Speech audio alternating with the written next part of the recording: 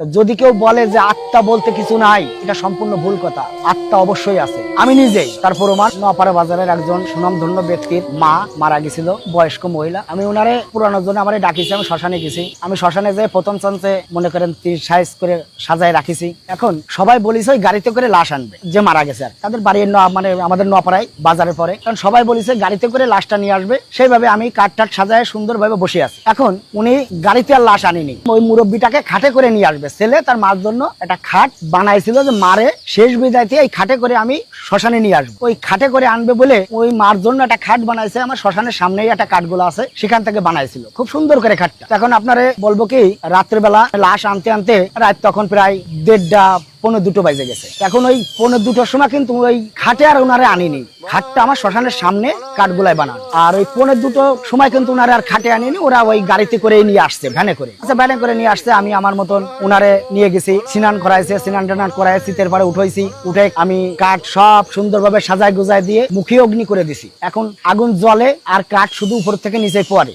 আস্তে আস্তে কাঠও আমার পড়ে যাচ্ছে। যত আগুন জ্বলতেছে তত আবার কাঠ বেশি পড়তেছে। এখন আমাদের ওই বাঁশ আছে, বাঁশ দিয়ে সুন্দর করে আর কি কাঠ উঠানোর জন্য আগুনের কাছে তো বেশি যায় দাঁড়ানো যায় না। শীতের আগুনের পরে কোনো আগুন পৃথিবীতে নেই। কোনো কায়দায় বাঁশ দিয়ে দিয়ে আমি কাঠগুলো উঠে দিচ্ছি, আর ওই কাঠ একাল খালি পড়তেছে। খুব ধুমো হচ্ছে এবং গুল্লি হচ্ছে, খুব বাতাস। যাই হোক, আমি দুর্বল না সুবল, আমার ভগবানের নাম নিয়ে আমি ওই কাজগুলো করতেছি, সৎ কাজ করতে আইছি। আমি জানি যে আমি সৎ কাজ করতে আসছি, আমার ক্ষতি হবে না। যাক, আমার বাবা ভোলানাথের নামে আমি এই কাজগুলো বেশি করি। এখন ওই কাঠ উঠাতে উঠাইতে উপরে যে কাঠগুলো ছিল প্রায় কাঠ কিন্তু পড়ে গেছে। পড়ে যে এক পর্যায়ে কিন্তু আগলা হয়ে গেছে, কাঠ উপরে আর নাই, সরে গেছে। এখন যখন সরে গেছে, আগুন তো নিচে, কাঠের উপরে তার আগুন। তখন এবার আমি কিন্তু ওই কাঠ আবার সুন্দর করে উঠে দিতে দিতে দিতে ওই কিছু কিছু দিচ্ছি, আর দূরে এসে দাঁড়াচ্ছি। আগুনের তাপে দাঁড়াতে পারতেছি না। এই করতে করতে মনে করেন যে 3 ঘন্টা 3.5 ঘন্টা আমার ওই সময় লেগে গেছে। উনারে পুরায় সুন্দরভাবে গুছাই গুছাই দিয়ে, শ্মশানে কোনো মানুষ নাই, আমি একা। আর উনার আত্মীয় স্বজন যারা ছিল, ওই পুরার আগেই মানে কলস আমাদের মধ্যে আছে, কলস পুরার পরে কলসটা ভেঙে দিয়ে শীতে ঠান্ডা করে দিয়ে চলে আসতে। উনটা কিছু লোক চলে আসছিল, সিরেফ 2 জন ছিল।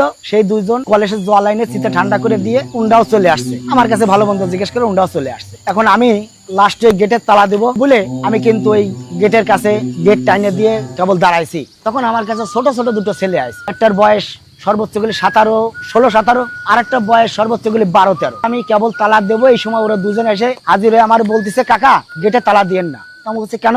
কাছে কাকা আমাকে একটা জিনিসের দরকার, আমরা বহুতক্ষণ সময় দাঁড়াই রয়েছি, আমার একটু দরকার। কি দরকার? বলতেছে কাকা ওই যে কেবল যে কলসটা ভাঙিস, ওই কলসটা আমার খুব প্রয়োজন। আমি বললাম কলস দিয়ে তুই কি করবি, আর এই রাত্রে তুই এখানে কেন আইছিস? তখন মনে করেন রাত বাজে 3:45 বাজে, তখন আসছে। তো বলতেছে কি কলস আমার মা নিয়ে যাতে বলেছে। তা আমি বললাম কলস তুই নিয়ে যাবি যা, কিন্তু আমি তোর এনে দিতে পারবো না, তোর কিন্তু নিয়ে আসতে হবে। তা বলে হ্যাঁ কাকা আমরা নিয়ে আসতে পারবো। তা আমি বললাম যে তুই নিয়ে আসতে পারিস।